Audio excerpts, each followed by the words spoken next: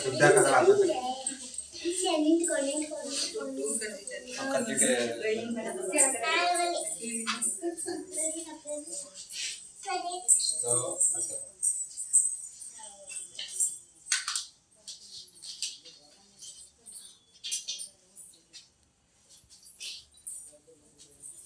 Focus ಮಾಡಿ ತಾಯಿ ವಿಗ್ರಹನ focus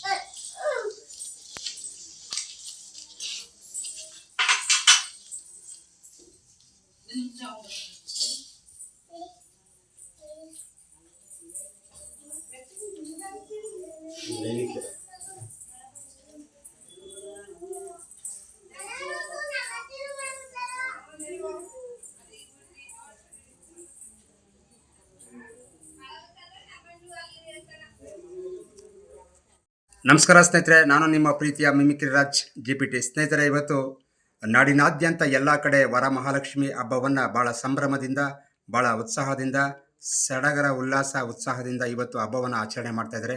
ನೋಡಿ, ಆ ತಾಯಿಯ ಒಂದು ಅಲಂಕಾರ ಎಷ್ಟು ಸುಂದರವಾಗಿ ಮನಮೋಹಕರವಾದಂತಹ, ಆಕರ್ಷಕವಾದಂತಹ ಒಂದು ಕಳಸಗೆ ಸೀರೆಯನ್ನು ಉಡಿಸಿ ಮತ್ತು ವಿವಿಧ ರೀತಿಯ ಭಕ್ಷ್ಯ ಭೋಜನಗಳನ್ನು ಇಟ್ಟು ನೋಡಿ ಅಲ್ಲಿ ಎಷ್ಟು ಇದನ್ನು ಮಾಡಿದ್ದಾರೆ. ಈಗ ಇವರೇನು ಬೇರೆಯವರಲ್ಲ, ನಮ್ಮ ಮನೆಯ ಪಕ್ಕದ ಮನೆಯವರು. ಅಂದರೆ ಇವರು ನಮ್ಮ ಸರ್ಸಕ್ಕ ಅಂತ ಇವ್ರ ಹೆಸರು. ಈಗ ಅವ್ರನ್ನ ಕೇಳೋಣ ಅಲಂಕಾರದ ಬಗ್ಗೆ. ನಮಸ್ಕಾರ ಸರ್ಸಕ್ಕ. ನಮಸ್ಕಾರ. ತಾವು ಈ ಒಂದು ವರಮಹಾಲಕ್ಷ್ಮಿ ಹಬ್ಬವನ್ನು ತಾವು ಎಷ್ಟು ವರ್ಷದಿಂದ ಆಚರಣೆ ಮಾಡ್ಕೊಂಡು ಬರ್ತಾ ಇದ್ದೀರಿ? 22 ವರ್ಷ. 22 ವರ್ಷದಲ್ಲಿ ತಾವು ಏನೇನು ಈ ತಾಯಿಯ ಒಂದು ಮಹಿಮೆಯಿಂದ ಏನೇನು ಏಳಿಗೆಯನ್ನು ಕಂಡಿದ್ದೀರಿ? ಏಳಿಗೆ ಅನ್ಸದಪ್ಪ, ನಮ್ಮ ಮನಸ್ಸು ಸಂತೋಷ. ಏನೋ ಒಂದು ಕಷ್ಟ ಇದ್ದಿದ್ರಿ, ಏನೋ ನಮ್ಗೆ ಊಟಕ್ಕೆ ತೊಂದ್ರೆ ಇಲ್ದಂಗ ಏನೋ ಒಂದು ಕಷ್ಟ ನೀವು ಕಾಪಾಡ್ಲಿ ಅಂತ ತಾಯಿನ ಕೂಸ್ಕೊಂಡು ಹೋಯ್ತಾ ಇದೀವಿ. ಏನೋ ಕಷ್ಟ ನಾವು ಕೂಲಿ ಮಾಡೋರಾದ್ವಿ, ಏನೋ ಒಂದು ಸಿಂಪಲ್ ಆಗಿ ನಾವು ಮಾಡ್ಬೇಕು ಅನ್ನಿಸ್ತು, ಸಿಂಪಲ್ ಆಗಿ ಮಾಡ್ಕೊಂಡು ಹೋಯ್ತಾ ಇದೀವಿ.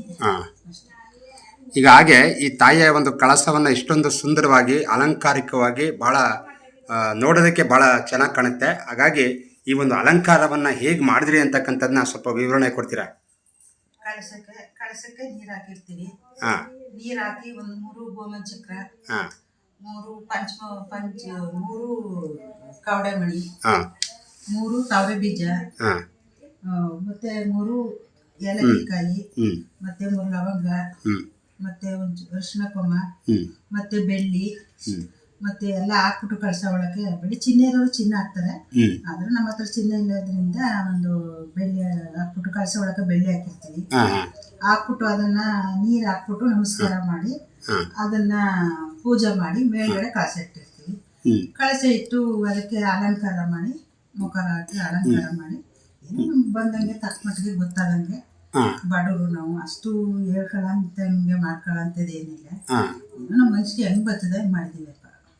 ಈಗ ನೀವು ಎಲ್ಲ ಒಂದು ಮುತ್ತೈದರನ್ನೆಲ್ಲ ಕರೆದು ಬಂದು ಅರಿಶಿನ ಕುಂಕುಮ ಕೊಡೋದ್ರ ಮುಖಾಂತರವಾಗಿ ಕೆಲವರು ಶಕ್ತಿ ಅನುಸಾರವಾಗಿ ರೊಕ್ಕ ಪೀಸು ಮತ್ತು ಅದು ಇದನ್ನೆಲ್ಲ ಕೊಡ್ತಾರೆ. ತಾವೇನು ಕೊಡ್ತೀರಿ ಉಡುಗೊರೆಯಾಗಿ? ನಾನೇನಂದ್ರೆ ಒಂದು ಅಡ್ಕಾಯಿ ಎಲ್ಲ, ಮತ್ತೆ ಅರಿಶಿನ ಕುಂಕುಮ, ಮತ್ತೆ ಏನೋ ಒಂದು ಬೂಂದಿ ಪಟ್ನ ಇರ್ಬೋದು, ಒಂದು ಸ್ವೀಟು, ಮತ್ತೆ ಹುಳಿಯನ್ನ ಇಷ್ಟು ಕೊಟ್ಟು ಬಾಗ್ನ ಕೊಟ್ಟು ಕಳಿಸ್ತೀನಿ. ನಿಜ, ಯಾಕಂದ್ರೆ ಉಳ್ಳವರು ಸೀರೆನ ಕೊಡ್ಬೋದು, ಇನ್ನು ದೊಡ್ಡದನ್ನ ಕೊಡ್ಬೋದು, ಅದರ ಬಡವರ ತಕ್ಕಂತೆ ಕೊಡ್ತಾರೆ. ಆದ್ರೆ ದೇವ್ರು ಅಷ್ಟು ನಮ್ಗೆ ಹೇಳ್ಕೊಳ್ಳ ಅಂತೇಳು ತಾಯಿ ಕೊಟ್ಟಿಲ್ಲ. ಏನೋ ನನ್ನ ಮನಸ್ಸಿಗೆ ಅಷ್ಟು ಕೊಡ್ಬೇಕು ಅನಿಸ್ತದೆ, ಕೊಡ್ತೀನಿ. ಮುಂದಿನ ವರ್ಷಕ್ಕಂಟ ದೇವ್ರು ಚೆನ್ನಾಗ್ ಮಾಡಿ ಇನ್ನೂ ಭಾಗ್ಯ ಕೊಟ್ರೆ ಮುಂದಿನ ವರ್ಷಕ್ಕೆ ನನ್ಗೆ ಜಾಕೆಟ್ ಪಟ್ಟಣ ಏನೋ ನನ್ನ ಕೈಲಾಗ ಕೊಡ್ಬೋದು, ನಿಮ್ಮ ಶಕ್ತಿ ಅನುಸಾರ. ಇವಾಗ ಏನಾದ್ರೆ ನನ್ನ ಕೈಲಿ ಏನಾಗುತ್ತೆ ಕೊಡ್ತೀನಿ ಲಕ್ಷ್ಮಿಗೆ ಅಷ್ಟೇ. ನೀವು ಬೆಳಿಗ್ಗೆ ಎದ್ದ ತಕ್ಷಣ ನೀವು ಈ ಒಂದು ಬ್ರಾಹ್ಮಿ ಮುಹೂರ್ತದಲ್ಲಿ ಎಷ್ಟು ಇದ್ರಲ್ಲಿ ನೀವು ಈ ಒಂದು ಅಲಂಕಾರನೆಲ್ಲ ಅದ್ರ ಹಿಂದೆನೆ ಪ್ರಿಪೇರ್ ಮಾಡಿದ್ರೆ ಅಥವಾ ಬೆಳಿಗ್ಗೆ ರಾತ್ರಿನೇ ಎಲ್ಲ ಮಾಡ್ಕೊತೀವಿ? ರಾತ್ರಿನೇ. ಯಾಕಂದ್ರೆ ಲಕ್ಷ್ಮೀ ಪೂಜೆ ಅನ್ನೋದು ಬೆಳಗ್ಗೆ ಸೂರ್ಯ ಉದಯ ಆಗೋಕ್ಕೂ ಮುಂಚೆನೆ ಲಕ್ಷ್ಮೀ ಪೂಜೆ ಮಾಡ್ಬೇಕು. ಆದ್ರಿಂದ ಲಕ್ಷ್ಮೀ ಪೂಜೆ ಮಾಡೋದ್ರಿಂದ ಸೂರ್ಯ ಉದಯ ಆಗೋಕ್ಕೂ ಮುಂಚೆ ಮಾಡಿದ್ರೆ ಒಳ್ಳೇದು. ಗುರುಜಿ ಯಾವಾಗ ಶಾಸ್ತ್ರ ಹೇಳಿದ್ರು, ಅದು 22 ವರ್ಷದಿಂದ ಬೆಳಗ್ಗೆ ಜಾವ 5 ಗಂಟೆಗೆನೆ ಎದ್ದು ಸ್ನಾನ ಮಾಡಿ, ಮತ್ತೆ ಅದು ರಂಗೋಲ ಹಾಕ್ಬಾರ್ದು. ರಂಗೋಲ ಅಂತಂದ್ರೆ ಅದನ್ನ ಕಲ್ಲಿನ ರಂಗೋಲ ಹಾಕ್ಬಾರ್ದು, ಅಕ್ಕಿ ರಂಗೋಲ ಹಾಕಿ ನಾವು ಕಳಶ ಇಟ್ಟು ಪೂಜೆ ಮಾಡಿ ಬೆಳಗ್ಗೆ ಜಾವ 5 ಗಂಟೆಗೆ ಪೂಜೆ ಮಾಡ್ತೀನಪ್ಪ. ಪೂಜೆ ಮಾಡ್ಬಿಟ್ಟು ಎಲ್ಲಾ ವಿಧಾನಗಳೆಲ್ಲ ತಿಂದು ಏನ್ ಮಾಡ್ಬೇಕು ನಮ್ಮ ಕೈಲಿ ಅದನ್ನ ಇವತ್ತು ಮಾಡಿ ಇಟ್ಟಿರ್ತೀನಿ.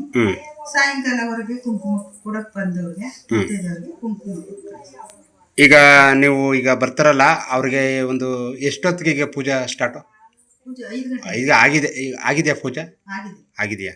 5 ಗಂಟೆಗೆ ಸ್ಟಾರ್ಟ್ ಮಾಡ್ತೀನಿ. ಸ್ಟಾರ್ಟ್ ಮಾಡಿ. ಬೆಳಗ್ಗೆ ಜಾವ 5 ಗಂಟೆಗೆ ಪೂಜೆ ಮುಗಿಸ್ಬಿಡ್ತೀನಿ. ಹಾಂ. ಮತ್ತೆ ಇವಾಗ ಹಂಗೆ ಪೂಜೆ ಮಾಡ್ಬಿಟ್ಟು ಹ್ಞೂ ಮುತ್ತೈದೆಯವ್ರ ಕಡೆ ಕುಂಕುಮ ಕೊಡ್ತೀನಿ. ಹ್ಞೂ ಅಂದರೆ ಇದು ಎಷ್ಟನೇ ವರ್ಷದ ಇದು ನೀವು ಮಾಡ್ತಿರೋದು? 22 ವರ್ಷ. 22 ವರ್ಷದಿಂದ ಮಾಡ್ಕೊಬರ್ತಾಯಿದ್ದೀರಿ. ತುಂಬ ತುಂಬ ಧನ್ಯವಾದಗಳು ಸರ್ಸಕ್ಕ. ಇಷ್ಟೋ ತನಕ ಈ ವರಮಹಾಲಕ್ಷ್ಮಿ ಹಬ್ಬದ ಕುರಿತು ಹಲವಾರು ಒಂದು ಉಪಯುಕ್ತವಾದಂತಹ ಮಾಹಿತಿಗಳು ಮತ್ತು ತಾಯಿಯ ಒಂದು ಕೃಪೆಯಿಂದ ಇನ್ನೂ ಸ್ವಲ್ಪ ಹೆಚ್ಚಿಗೆ ಅನುಕೂಲ ಮಾಡಿಕೊಟ್ರೆ ಮುಂದಿನ ವರ್ಷನೂ ಕೂಡ ಇದಕ್ಕಿಂತ ಚೆನ್ನಾಗಿ ಮಾಡ್ತೀನಿ ಅಂತ ಹೇಳಿದ್ರಿ. ನನಗೂ ಗೊತ್ತಿರ್ಲಿಲ್ಲಪ್ಪ.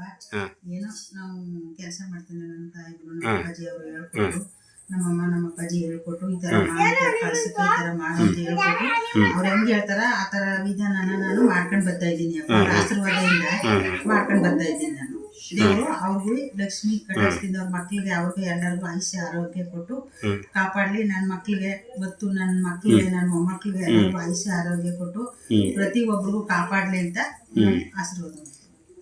ತುಂಬ ತುಂಬ ಧನ್ಯವಾದಗಳು. ಆ ಭಗವಂತನ ಒಂದು ಕೃಪೆ, ಆ ತಾಯಿಯ ಕೃಪೆ ಇಲ್ಲದೆ ಒಂದು ಹುಲ್ಕಡಿನೂ ಕೂಡ ಅಳ್ಳಾಡೋದಕ್ಕಿಲ್ಲ, ಸಾಧ್ಯ ಇಲ್ಲ. ಹಾಗಾಗಿ ತಾವು ಒಂದು ಅದ್ಭುತವಾದಂಥ ಒಂದು ವ್ಯಾಲ್ಯೂ ಭರಿತವಾದಂಥ ಮಾತುಗಳನ್ನು ಆ ತಾಯಿಯ ಬಗ್ಗೆ ಹಲವಾರು ಮಾಹಿತಿಗಳನ್ನು ನಮ್ಮ ಜೊತೆ ಪೂಜೆದ ವಿಧಾನ, ಪೂಜಾ ಕೈಂಕರ್ಯದ ವಿಧಾನ, ಇನ್ನೂ ಹಲವಾರು ಮಾಹಿತಿಗಳನ್ನು ನಮ್ಮ ಜೊತೆ ಹಂಚ್ಕೊಂಡ್ರಿ. ಹಾಗಾಗಿ ತಮಗೆ ನನ್ನ mimicry channel, YouTube channel mimicry GPT channel ಪರವಾಗಿ ತಮಗೆ ಆರ್ಥಿಕ ಅಭಿನಂದನೆಗಳು ಸರ್ಸಕ. ನಮಸ್ಕಾರ. ನಮಸ್ಕಾರ.